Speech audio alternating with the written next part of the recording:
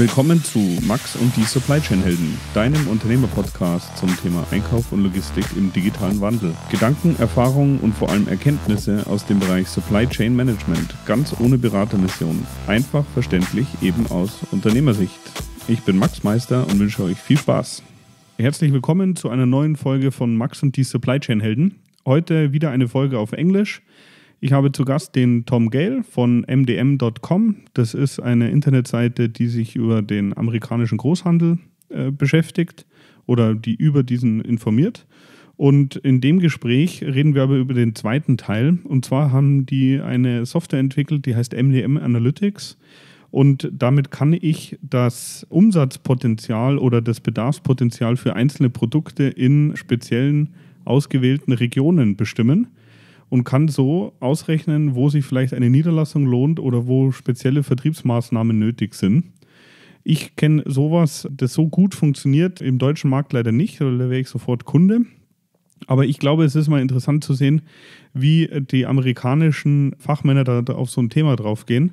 Vor allem, weil meine Erfahrung einfach ist, dass im Bereich Marketing und Kundensegmentierung die amerikanischen Händler vielen europäischen Händlern vorneweg sind. Und damit meine ich auch Ludwig Meister, weil wir auch hier selber wirklich noch viel lernen können. Genau, hört mal rein. Ich freue mich wie immer über Feedback. Schreibt mir einfach eine E-Mail an max@supplychainhelden.de. Viel Spaß!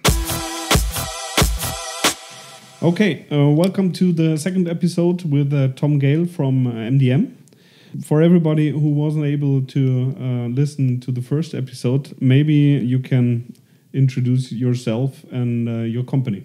Sure. Thank you, Max. Delighted to be back. We are a market research and media company.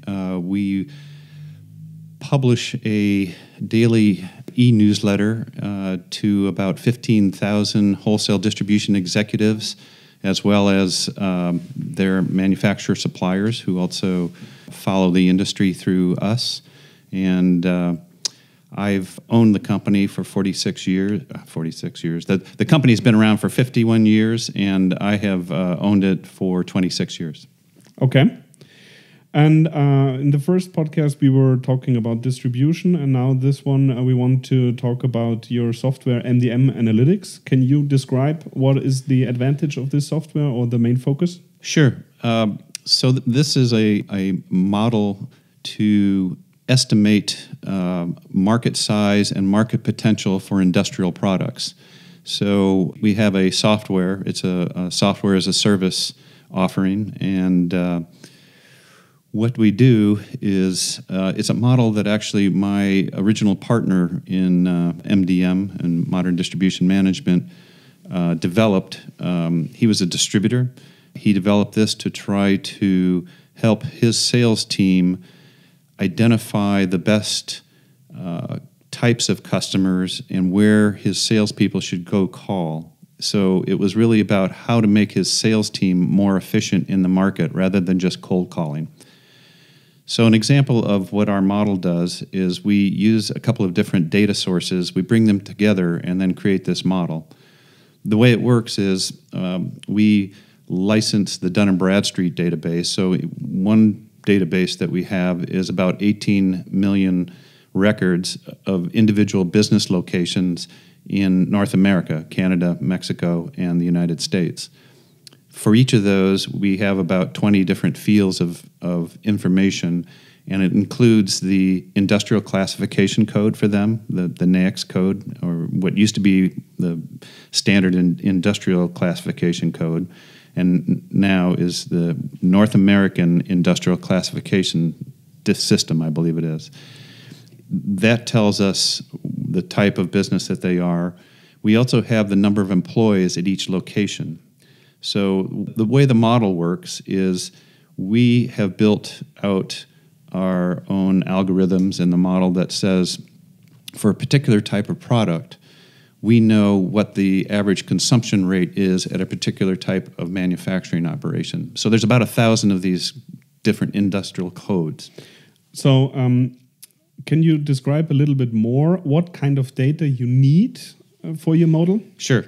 So part of what we do is we have a national market size. The best way is to give an example of this. let's say I want to identify what the market is for cutting tools in a particular state in the United States. We first start, and there's government data that tells us what the overall market size of cutting tools, let's say it's $1 billion. And then what our model does is we actually can say what for a particular territory, what the demand is in that particular territory. So let's say for California, it's 250 million. So, and then from there, we can actually go down to a metropolitan area or even smaller geography, because what we do is we actually use the types of businesses that are in a specific area to map what the market demand is for that. So it's mainly to calculate, for example, or to plan where to put up branches or where to go with outside salespeople or where you should make special marketing plans. Yes, there's a couple primary uses. One is to do strategic planning about where do you want to focus your marketing and sales resources in a given area based on what the market potential is. Another application is to actually calculate your market share, because once you know what the overall market demand is, you know what you're doing, you can make some estimates about your competitors. And so some of our customers use it to actually develop pretty strong models around what their market share is and trending either on a monthly or quarterly basis around that. The final piece is actually we can create lists of prospects or customers and say this is what we expect them to buy in a year. You can actually compare that with what you're selling and then identify the gap and have your salespeople go in and actually say, oh, you know what, we're selling this much to you, but do you also buy this? So it's giving them patterns that will help the salespeople actually sell more to specific customers. But then for prospects, it actually is giving them a list of the highest potential prospects to call on. I will have a special question about the model later on, but first I have to tell you a short story, because last year I visited the rock stars of potential calculating. It was a company, it's called PartSource in Cleveland, and they are a distributor for hospital equipment. What I think very interesting is they make no own logistics. They do everything with drop shipment. And what I have seen there was very interesting, because they only have one segment, it's hospitals, and maybe 5 different kinds of hospitals. And they have special questionnaires for each hospital. And they were able to show the potential turnover even in single product lines for each hospital. Right. And they were very good in it. And I always thought this would be nice to have something similar for our company. But I was not very successful in doing that. So my question is, if you look at the calculating model you make in the background, how specific is it for the product lines and for the customer segments? It's a statistical model. So the answer is it depends. For that company that you mentioned, they're probably using number of beds in a facility, right? Because that's how you do the model. And if you're selling to parking structures, you're probably using square foot, or some other commercial buildings, you're using square footage depending on what you're selling. So there's lots of different ways to build these models to identify what the potential is, what you should be selling in there.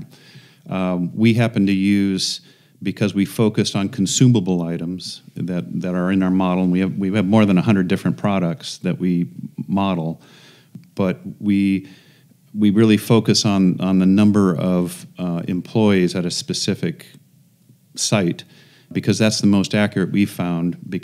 And some people use machines or things like that, but what we found is for our particular model and for consumable items, this gives a pretty good accuracy, but it really depends on the customer segment. Some are more reliable than others.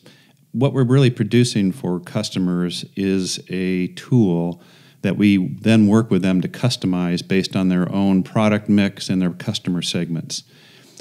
Once they do that, so we keep refining the model for them, and we can customize that in the software. So once we do that, it continually improves as you put more information in and change some things as you learn. So right out of the box, it's going to give you a pretty good picture, but it's honestly, it's going to take a year or more to really fine-tune. So we always like to work with customers who has an internal, somebody who's a real analytics champion, who's really understands how to take that data and adjust it, and we have our own experts on board who can help them with that. But that's really where we find the most successful people who are able to take sort of our model out of the box and then really refine it based on their how much they can drive their own internal analytics. For me, it would be very interesting to understand a little bit more how the data of the NASIX code, I think is the abbreviation, is working. So if you talk about number of employees, is it the specific amount of employees, meaning 53, or is it divided in ranges, 1 to 10 employees, 10 to 100 and above? So we have ranges. So it's 1 to 9, 10 to 19, 20 to 49, 50. So there are smaller bands in there, and that's important because when you're doing this type of analysis, the number of small companies that show up in this data from 1 to 9 employees are, it's extremely large, and it can really skew what the model does with it, because those are the most unreliable. The small companies have the least reliable data. As you get up into the larger companies, they tend to report more accurately both just the number of employees that are there. So what we typically do is we recommend that if you're trying to study a market and you're using these bands of employees size to take a look at it, it's best to filter out the lowest part. It's best to take out the 1,000 plus employees or 500 or more employees, and those are very important because those are going to be some of the biggest demand areas, but you need to study those differently because they have different characteristics. Some of them are going to be national accounts and multi-plants and all of this sort of thing. So you have to be a little bit more careful of how you manage that data. What this model can really do, though, is identify sort of that middle sweet spot for mid-sized customers that are often very difficult for salespeople to find on their own. They may drive by them every day and they don't know about them. But this gives a system where, based on this type of industry and, again, the size of the company and what we identify as their consumption patterns for specific products, it gives a mapping that then can be used to create this sort of ranked list of the highest potential customers. Okay, if you look at the customers of MDM Analytics, do you have more manufacturers or more distributors using the system? We have more distributors, although we do have some really good, strong manufacturers that also use our modeling and our data. We find that and we have actually some of the largest distributors across power transmission, electrical, and standard industrial type products who use our software and modeling. And they're using that to both identify where areas to focus their marketing and sales, but also very specifically with individual sales teams in areas to target high potential accounts. Okay, if you look at the development, or maybe you can give us a view to the future, do you plan to make the system also available in Europe?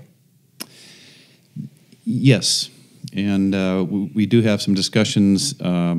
We have some customers in the U.S. who also have operations in Europe, and so we've been asked to try to develop a similar type software and model over here. The challenge is really around data, and Dun & Bradstreet, there's data here, but to really build out across the broad range of EU countries, it's difficult to get a common set of data that we can work with, and so it's really a data quality issue is the challenge. I think on one hand it's data quality, and on the other hand it's customer adoption. Because what I experienced visiting distributors and manufacturers in the US, in the area of or in the focus of customer segmentation and making special marketing plans for these customers in certain areas, they were quite ahead of the European distributors like we are. So I think this is also a topic that you have to really sell the value here in Europe. So, and that's a great point, Max, because it really comes down to what our tool really allows for is a much stronger segmentation of not only customers by industry segment, but by geography, by territory. So the way I like to describe what our model does is we can show you what the DNA of a particular market territory looks like, because what our model uses is the actual types of businesses and production operations taking place. So the example that I give for the United States is if you're taking a look at Detroit, which is a very strong automotive production area with all its supplier partners who are making engines and different types of parts, you're going to get a very heavy metal cutting profile, correct? So, but if you take a look at Houston, Texas, which is one of the biggest refinery and petrochemical centers in the United States, the market for hoses, valves, and all that is extremely large. So what our model does, and that's a general example, but it gives you the idea that we actually can map the market potential by specific product category based on the unique territory. That's really what the unique aspect of what our model does. Okay, before I'm coming to the last question, I will put some information about MDM Analytics in the show notes so that our listeners can check your homepage. Great. And when there are special questions, I'm happy to connect you. So I will just pass this information along if you want. Fantastic. And you were just mentioning Detroit and Houston. So my question is, if I give you the list of all 30 NBA teams, can you name me the city where I should make a branch to sell bearings? We can't predict the future. Okay, no. So, but whenever you have a good idea of an NBA location where everybody needs bearings, then please give me a call. Yeah. If I were you, I'd probably put it in Oakland. Yeah, okay, this could work. This would be interesting. So, yeah, thank you very much, Tom, for your time. It was great having you, and see you next time. Thank you, Max.